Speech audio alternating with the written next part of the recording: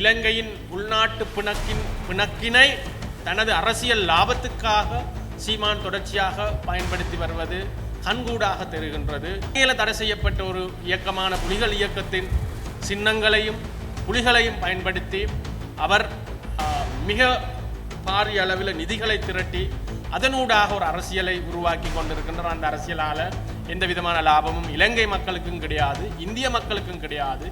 உலக மக்களின் உணர்வுகளையும் பிரச்சனைகளையும் பேசிய கலைகள் எவ்வளவோ இருக்கின்றது.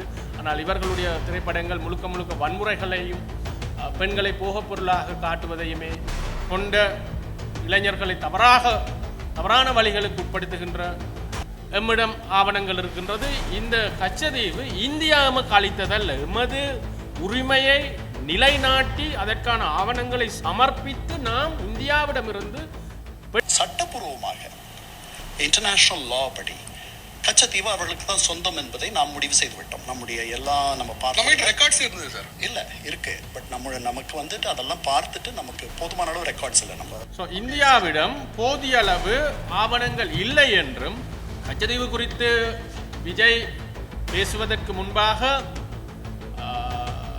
இது குறித்து ஒரு அரசியல்வாதியாக அவர் தற்பொழுது ஒரு நடிகர் என்பதை தாண்டி ஒரு அரசியல் கட்சியின் தலைவராக மிக நிச்சயமாக பொறுப்புடன் இது குறித்து ஆராய்ந்து பேசியிருக்க வேண்டும் என்பது எமது வேண்டுகோளாக இருக்கின்றது. வணக்கம். அண்மையில் இலங்கைக்கு உரிமையான கச்சதீவு குறித்து இந்திய இந்நாளைய அரசியல்வாதியும் முன்னாள் நடிகருமான விஜய் அவர்களின் சர்ச்சைக்குரிய கருத்தொண்டு தெரிவிக்கப்பட்டிருந்தது. சர்ச்சைக்குரிய கருத்தொண்டை அவர் தெரிவித்திருந்தார். அதாவது இலங்கையிடமிருந்து கச்சதீவை மீட்குமாறு மத்திய அரசுக்கு தான் கோரிக்கை விடுப்பதாக அதை செய்யுமாறு கூறியிருந்தார் அவருடைய அண்மைய மாநாடு ஒன்றில். இப்போ கச்சதீவு குறித்து விஜய் பேசியதை நாம் சர்வஜன அதிகாரம் கட்சியின் சார்பில் மிக வன்மையாக கண்டிக்கிறோம். காரணம், விஜயுடைய இந்த மேம்போக்கான அறிக்கை எந்த விதமான கச்சதீவு குறித்த எந்த விதமான ஆழமான ஆய்வுகளும் மற்ற ஒரு அறிக்கையாக நாம் பார்க்க வேண்டி இருக்கின்றது. காரணம், கச்சதீவு இலங்கைக்கு சொந்தமானது. கச்சதீவின் உரிமையை நிலைநாட்டுவதற்கு கிட்டத்தட்ட 450 ஆண்டுகள் பழமையான ஆவணங்கள் எம்மிடம் இருக்கின்றது. 1600களில் இருந்து எம்மிடம் ஆவணங்கள் இருக்கின்றது. இந்த கச்சதீவு இந்தியா எமக்கு அளித்ததல்ல, எமது உரிமையை நிலைநாட்டி அதற்கான ஆவணங்களை சமர்ப்பித்து நாம் இந்தியாவிடமிருந்து பெற்றுக்கொண்டது, அல்லது நாம் எமது உரிமையை நிலைநாட்டி எமக்குரிய ஒரு காணியை ஒரு இடத்தை நாம் மீள பெற்றுக்கொண்டதே கச்சதீவு ஆகும். 1974ஆம் ஆண்டு இந்திரா காந்தி அம்மையாருடைய காலகட்டத்தில் இலங்கையின் பிரதமராக இருந்த ஸ்ரீமா பண்டாரநாயக்க அவர்களிடம் கச்சதீவின் உரிமை சர்வதேச சட்டங்களுக்கு அமைய வழங்கப்பட்டது. இப்போ இந்த விஷயத்தை நான் மட்டும் சொல்லலை, இது ஐக்கிய நாடுகள் சபையில் ஒரு முக்கியமான அதிகாரியான XR கண்ணன் அல்லது கண்ணன் ராஜரத்னம் என்கின்ற இந்தியர் வழங்கிய ஒரு செவ்வியில அவர் மிக தெளிவாக இதை குறிப்பிடுகின்றார். சட்டப்பூர்வமாக இன்டர்நேஷனல் லா படி கச்சத்தீவு அவர்களுக்கு தான் சொந்தம் என்பதை நாம் முடிவு செய்து விட்டோம். நம்முடைய எல்லா ரெக்கார்ட்ஸ் இருந்தது சார் இல்லை இருக்கு. பட் நமக்கு வந்துட்டு அதெல்லாம் பார்த்துட்டு நமக்கு போதுமான அளவு ரெக்கார்ட்ஸ் இல்லை. நம்ம இந்தியாவிடம் போதிய அளவு ஆவணங்கள் இல்லை என்றும் சட்டபூர்வமாக சர்வதேச சட்டங்களுக்கு அமைய கச்சதீவு இலங்கைக்குத்தான் சொந்தம் என்கின்றார் இந்த ஐக்கிய நாடுகள் சபையின் முன்னாள் அதிகாரி. இவர் கிட்டத்தட்ட 3 தசாப்த காலங்களாக ஐநா சபையின் அமைதி குழுவில் பணியாற்றியவர். கொசோவா, பொஸ்னியா, சூடான், டார்ஃபூர், ஆப்கானிஸ்தான் போன்ற உள்நாட்டு பிணக்குகள் இருந்த நாடுகளில் பணியாற்றியவர். கண்ணன் ராஜரத்னம் இவருடைய பெயர். இவர் தற்பொழுது university of Georgia school of law என்கின்ற அமெரிக்காவின் மிக பழமை வாய்ந்த ஒரு சட்டத்துறையை சட்டம் கற்பிக்கும் பல்கலைக்கழகத்தின் பகுதி நேர விரிவியாளராக இப்பொழுது கடமையாற்றி கொண்டிருக்கின்றார். ஸோ அவருடைய கூற்றின்படி இப்போ நாங்கள் கூறுவதைத்தான் அவர் அங்கு உறுதிப்படுத்தி இருக்கின்றார். 1600களில் இருந்து இலங்கையிடம் ஆவணங்கள் இருக்கின்றதாகவும் கச்சதீவு இந்தியாவுக்குத்தான் சொந்தமானது என்பதை நிரூபிக்க இந்தியாவிடம் போதுமான ஆவணங்கள் இல்லை என்றும் அவர் கூறுகின்றார். அதைத்தான் நாங்களும் சொல்கிறோம். ஆகவே கச்சதீவு குறித்து விஜய் பேசுவதற்கு முன்பாக இது குறித்து ஒரு அரசியல்வாதியாக, அவர் தற்பொழுது ஒரு நடிகர் என்பதை தாண்டி ஒரு அரசியல் கட்சியின் தலைவராக மிக நிச்சயமாக பொறுப்புடன் இது குறித்து ஆராய்ந்து பேசியிருக்க வேண்டும் என்பது எமது வேண்டுகோளாக இருக்கின்றது. காரணம், விஜயினுடைய சினிமா செல்வாக்கினால் பல்லாயிரக்கணக்கான அல்லது பல லட்சக்கணக்கான சாமானிய இளைஞர்கள் அவரை பின்தொடர்கின்றார்கள். இந்திய அரசியலில் அவர் முன்வைக்கின்ற அம்பேத்கர், பெரியார் போன்றவர்களை நாமும் எமது ஆதர்ஷ தலைவர்களாக ஏற்றுக்கொண்டிருக்கின்றோம். ஒரு அரசியல் தலைவர்களாக நாம் சமூகத்துக்கு யாரை அறிமுகப்படுத்துகின்றோம் என்பது மிக முக்கியமானது. அந்த வகையில் விஜயுடைய பெரியாரிய அம்பேத்கர் கருத்துக்களை, அம்பேத்கரையும் பெரியாரையும் இந்திய சமூகத்தின் இளைஞர்கள் மத்தியிலும் சர்வதேச ரீதியில், உலகளாவிய ரீதியில் இருக்கின்ற தமிழர்கள் மத்தியிலையும் அவர் அறிமுகப்படுத்தியதை இட்டு நாம் பெருமை கொள்கின்றோம், சந்தோஷப்படுகின்றோம். அதே நேரம் மிக கனிவாக அவரிடம் கோரிக்கை ஒன்று விடுக்கின்றோம். இந்த கச்சதீவு இலங்கைக்கு சொந்தமானது. நாம் இந்தியாவிடமிருந்து இதை பலாத்காரமாக பிடுங்கி எடுக்கவில்லை. இது எமக்கு உரித்தான ஒரு நிலம். இந்த நிலத்தின் ஆவணங்கள் சர்வதேச சட்டங்களூடாக நாம் அந்த ஆவணங்களை கொடுத்து எமது நில உரிமையை ஸ்தாபித்து, அந்த உரிமையை நாம் நிரூபித்து எம்முடைய நிலத்தை நாம் இந்தியாவிடமிருந்து 1974ஆம் ஆண்டு பெற்றுக்கொண்டோம்.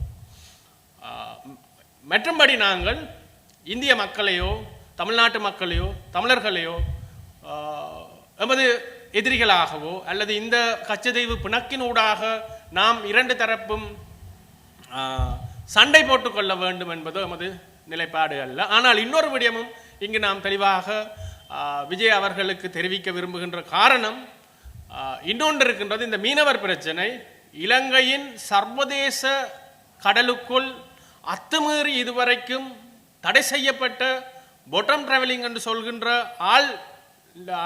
ஆள் வலை மீன்பிடிப்பு காரணம், அந்த ஆழ்வலை மீன்பிடிப்பை நிகழ்த்துபவர்கள் தமிழக மீனவர்களாக இருக்கின்றார்கள். நமது தொப்புள் கொடி உறவுகள் என்று சொன்னாலும் கூட அந்த பொட்டம் ட்ராலிங் என்று சொல்லப்படுகின்ற ஆழ்வலை மீன்பிடிப்பானது கடல்வாழ் உயிரினங்களின் உணவு சுழற்சிக்கு அவசியமான எல்லா உயிரினங்களையும் மீன்களோடு சேர்த்து கொன்று விடுவதனால், அதாவது அது அப்படியே அந்த ஆழ்வலை இழுவையினூடாக மீன்கள் மட்டுமல்ல, கடல்ல இருக்கின்ற மீன் குஞ்சுகள்ல இருந்து, மீன் முட்டைகள்ல இருந்து, கடல் வளங்கள் அனைத்தும் சூறையாக்கப்பட்டு அள்ளப்பட்டு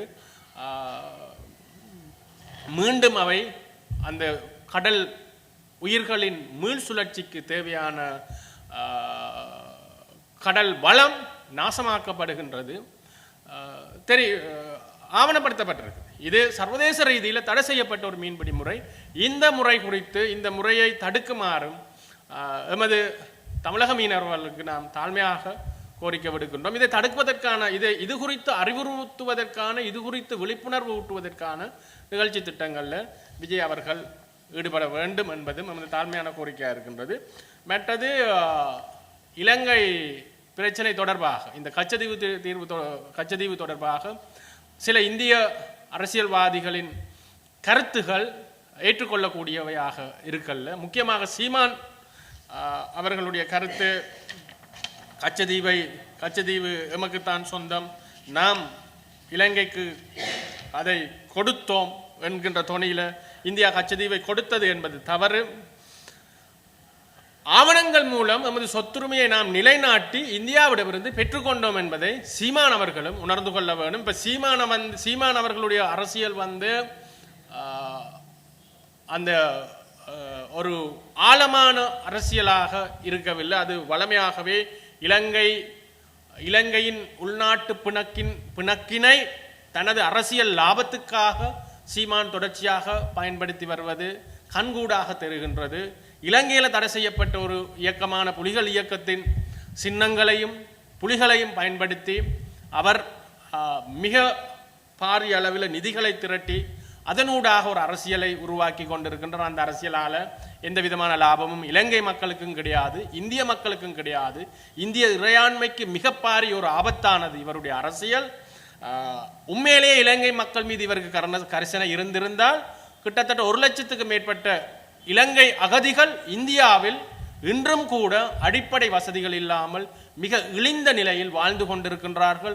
உலகில் ஏனைய பல நாடுகள் இலங்கை அகதிகளுக்கு சமமான அந்தஸ்து அளித்து இன்று இந்த உள்நாட்டு பிணக்கினால் ஏனைய நாடுகளுக்கு சென்ற இலங்கையர்கள் மிகப்பெரிய அளவில் முன்னேறி அபிவிருத்தி அடைந்த சமூகங்களாக வாழ்ந்து கொண்டிருக்கும் பொழுது இந்தியாவில் வாழ்கின்ற இலங்கை அகதிகள் தான் மிகவும் மோசமான நிலையில் வாழ்ந்து கொண்டிருக்கின்றார்கள்.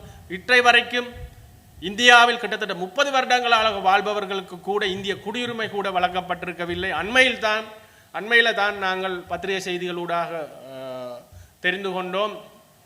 இலங்கையிலிருந்து இந்தியாவுக்கு வருபவர்கள் சட்டவிரோதமான குடியேறிகள் அல்ல என்ற ஒரு தீர்மானம் இந்திய அரசு கொண்டு வந்திருப்பதாக அறிகின்றோம். ஆகவே சீமானுடைய அரசியலால் எங்களுக்கு எந்த பிரயோசனமும் இல்லை. சீமான் விஜய் போன்றவர்கள் இந்திய இளைஞர்களுக்கு இந்திய சினிமா ஊடாக மிக மோசமான வன்முறை கலாச்சாரத்தையும் பெண்களை போகப் பொருளாக சித்தரிப்பதையும் சினிமாவின் அழகியலை தமது வணிக நோக்கங்களுக்காக பாவித்தவர்களாகவும் தான் அறியப்பட்டிருக்கின்றார்கள். உலகில் கிளாசிக்கல் சினிமா ஒரு கலை. அந்த கலை உலகளாவிய ரீதியில் சிறந்த சினிமா கல்ட் கிளாசிக்ஸ் என்று சொல்லப்படுகின்ற சினிமா பார்த்தவர்களுக்கு தெரியும். ஒரு சில்ட்ரன் ஆஃப் ஹெவனோ அல்லது த பியானிஸ்ட் எனப்படுகின்ற ஒரு படமோ அல்லது உலகளாவிய ரீதியில் அந்த சினிமா ஊடாக உலக மக்களின் உணர்வுகளையும் பிரச்சனைகளையும் பேசிய கலைகள் எவ்வளவோ இருக்கின்றது. ஆனால் இவர்களுடைய திரைப்படங்கள் முழுக்க வன்முறைகளையும் பெண்களை போகப் பொருளாக காட்டுவதையுமே கொண்ட இளைஞர்களை தவறான வழிகளுக்கு உட்படுத்துகின்ற சினிமாவைத்தான் இவ்வளவு காலம் இவர்கள் வணிக நோக்கு சினிமாவைத்தான் இவ்வளவு காலம் இவர்கள் உருவாக்கி இருந்தார். ஆகவே சினிமாவில் கூட இவர்கள் இளைஞர்கள் குறித்து அல்லது தனது நாட்டு சினிமா ரசிகர்கள் குறித்து கூட ஒரு கரிசனையற்று இருந்தவர்கள் தான் இன்று மக்கள் மீது கரிசனை உள்ளவர்களாக தம்மை காட்டிக்கொண்டு அரசியல் செய்ய வந்திருக்கின்றார்கள். பரவாயில்லை, அது குறித்து அரசியலுக்கு எவரும் வரலாம். ஆனால் ஆரோக்கியமான அரசியலை செய்யுமாறு நாம் வேண்டிக் கொள்கிறோம். நன்றி.